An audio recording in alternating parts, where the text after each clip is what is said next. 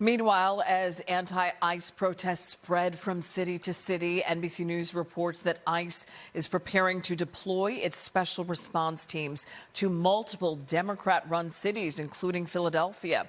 These are tactical units equipped with armored vehicles, long guns, and tactical vests, typically used in operations considered high risk.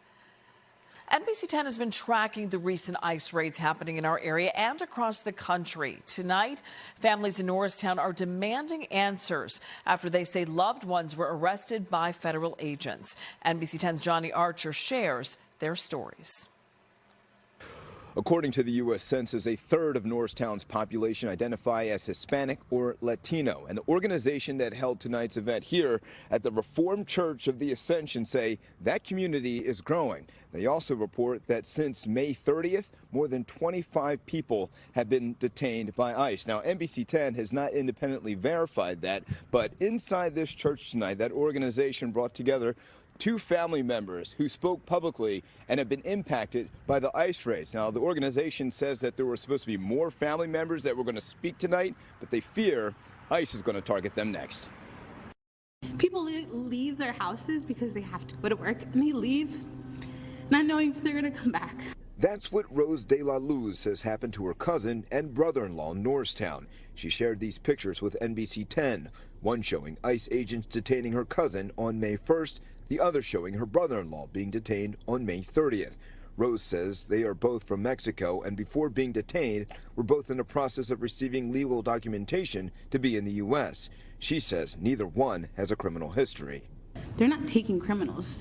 They're taking people, hardworking people that have families. We're here to raise his story, to be able to help and support him before his court date on June 13th, where we are hoping that he'll be able to return here with his family. Through a translator, Janet Navarro shared her brother-in-law's story. This is video of him being detained by ICE agents in Norristown on June 2nd.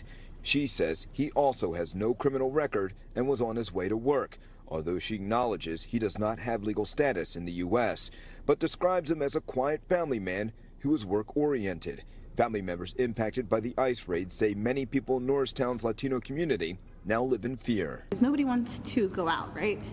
And the tough part is that people have to go to work, because how are they going to pay the rent for the month, or, living day by day, right? But people are terrified. Tonight, President Trump is ramping up his mass deportation plan. A new poll finds that 54% of Americans approve of the president's deportation program. Nobody can understand why they allowed people to come into our country totally unvetted, unchecked.